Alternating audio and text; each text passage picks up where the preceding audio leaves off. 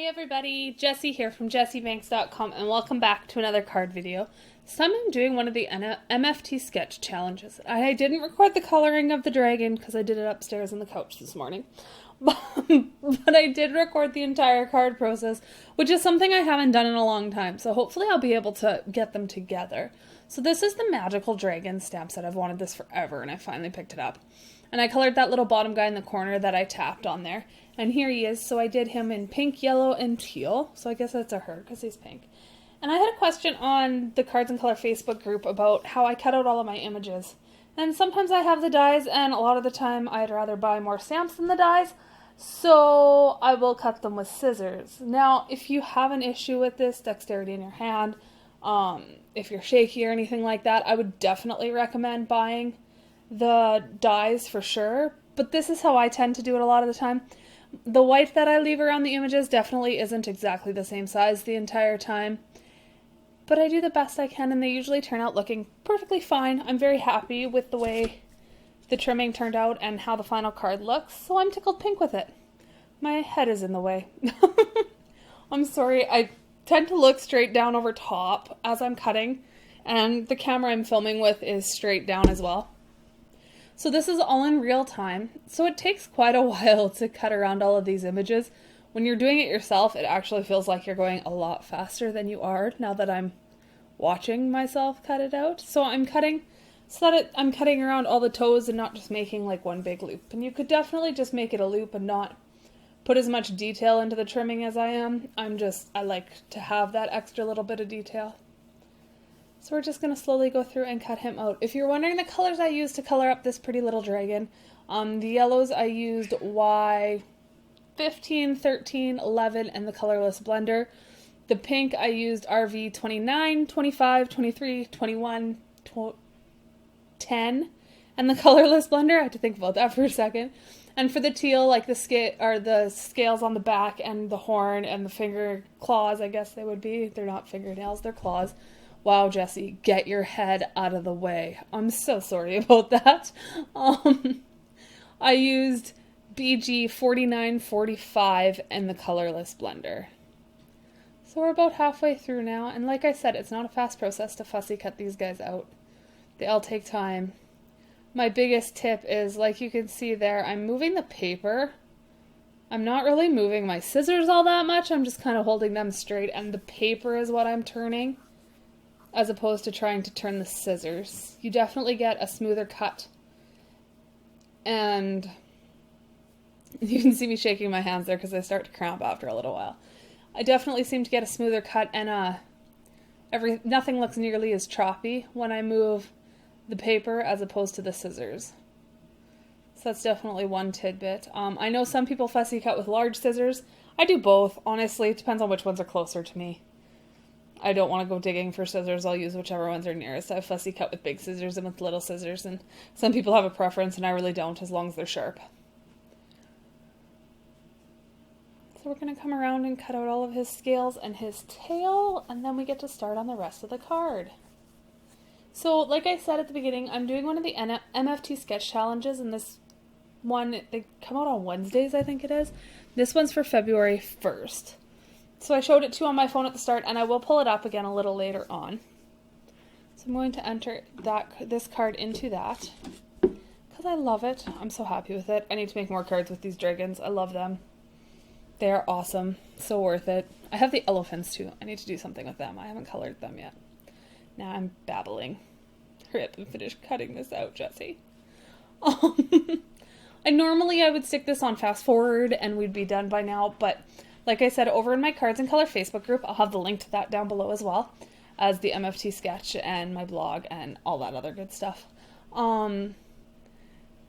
Asked about doing this, so I just wanted to leave it all at real time and real speed so you can see how long it actually takes me and that it's not a super quick, 2-minute process or anything like that. So we're just going to finish down this last little bit of the tail, and then we'll be on to the next part.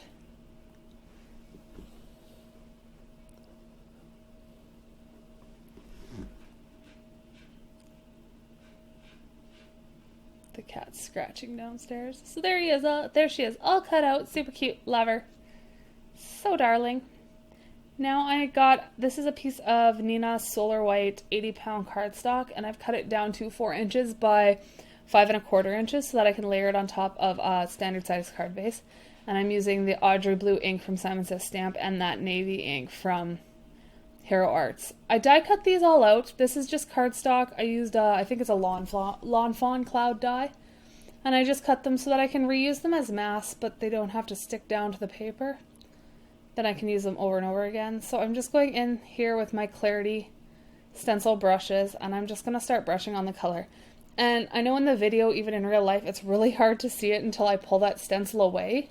And once I pull the stencil away, you can see how the clouds start to appear. I'm adding a little bit of the navy in random places.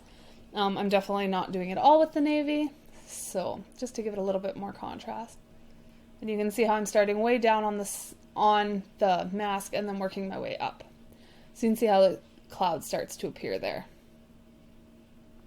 That's just so that I don't end up with too much ink. So now here's another one of them. I cut all 3 of the dies onto cardstock to use as masks or stencils, whichever you prefer to call them for this card. So again, I'm going in with the Audrey Blue first and just brushing that on all the way across.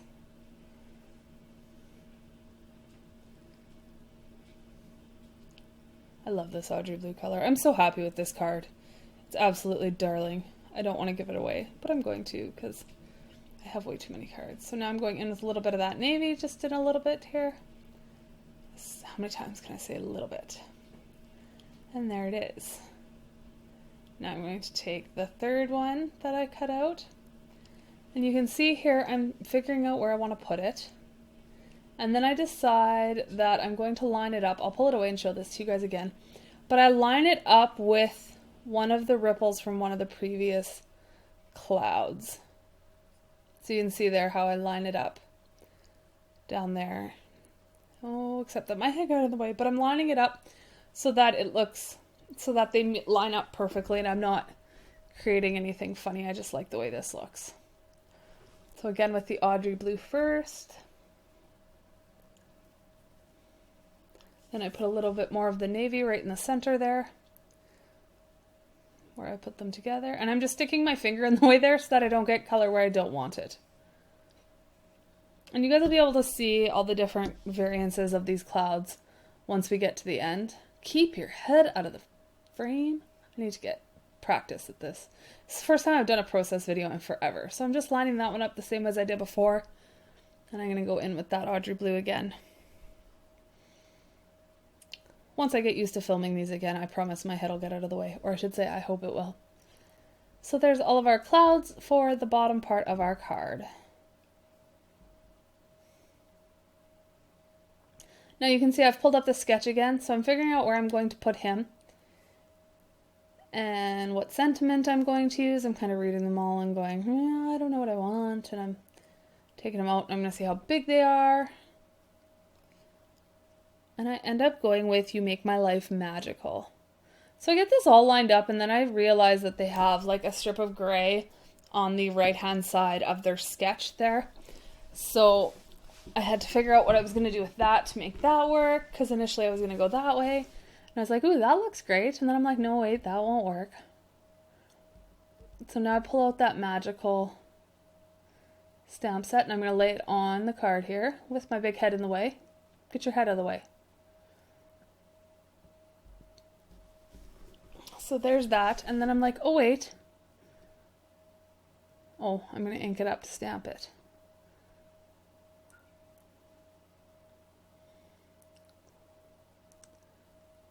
And then dawn on me, Jessie. Get your head out of the way. What a horrible video. See, I need to practice. Which means I need to make more of these.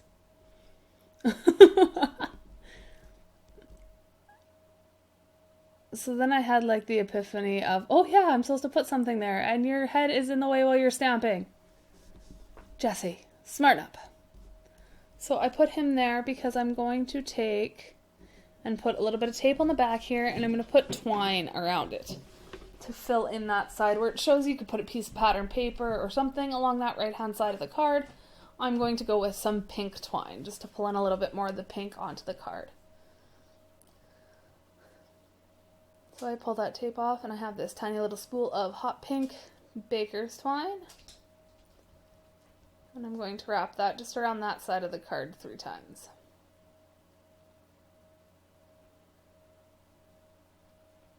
And see, I kind of fiddle with it here, getting it. It's arguing with me.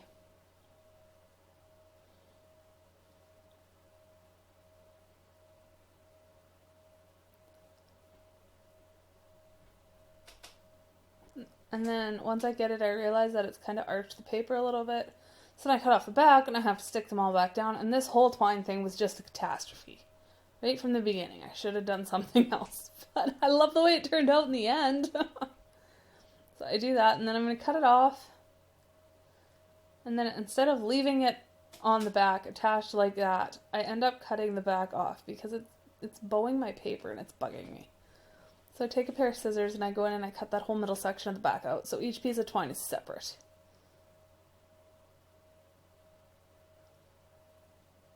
And then they pop off and I'm trying to stick them back down and I'm not even in frame.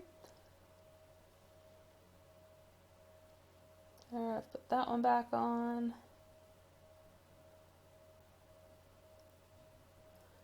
And away we go. We should be almost ready to start actually putting the card together. Oh my goodness.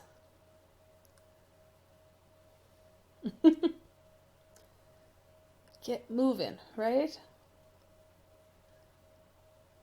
So I'm taking this roll of foam tape. I buy my foam tape at the Dollar Tree, or Dollarama, pardon me, here in Canada. So I'm just going to put 4 pieces across the back so that my card doesn't bend or fold or like dish in the middle or anything like that. 2 more long strips down the middle. Kitty cat. Well, that's pathetic. Last one, and then we're going to put it onto a standard size card base, which is 4 1/4 by 5 1/2. So we're just going to center that onto here. And this is a 110-pound cardstock from Michaels. I buy this and use it because it's easier for me to get my hands on here in Canada, and it's cheap.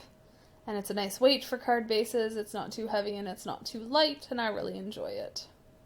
I've never tried coloring or ink blending or anything on it, so I don't know how it would work for that. But I do just use it for card bases.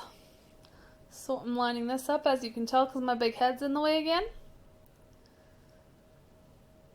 And we're pushing that on, making sure those are all separated. And there we have it. Now we're going to put some foam tape on the back of our little cute dragon here and get her popped up on the front of the card.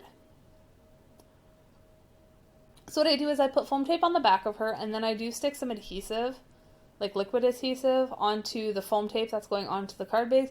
And that's just because sometimes it takes Distress ink a little bit to dry, especially in my basement, because that's where my craft room is. Get your head out of the way. So I'm going to put a little bit of that, little bit of wet adhesive on there to make sure that it sticks down, because if that Distress ink isn't completely dry, it will pop itself off. And I don't want to deal with that. So I take a little bit of my Tombow Mono Multi.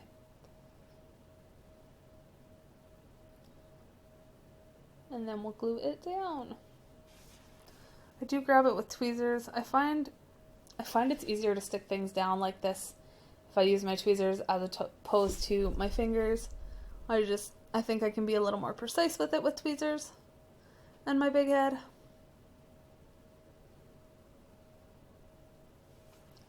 Put that stick down. Now I have these My Girl enamel dots. These are probably from ages ago. I'm on a use up my enamel dot kick this month, so I'm really trying and failing miserably, and you wouldn't know I've used any, but that's okay. We're going to keep working on it here. So I'm going to add a big pink one and a medium-sized blue one and a little yellow one to my card base here. What I'm going to do is I'm going to pull up the sketch again so I can see kind of where they have their little circles. Now, just because those are circles doesn't mean you have to use enamel dots. I use them because I'm trying to use up my enamel dots, or a bunch of them anyway. So you could use sequins, you could use stars, you could use anything you want. It's just to kind of have a cluster of 3 down there to finish it off. So that's the end of our card, and I hope you guys enjoyed it. If you guys like process videos and would like me to do more full cards like this, let me know in the description or in the comment section down below. All the links will be in the description box, and I'll see you guys next time. Bye for now.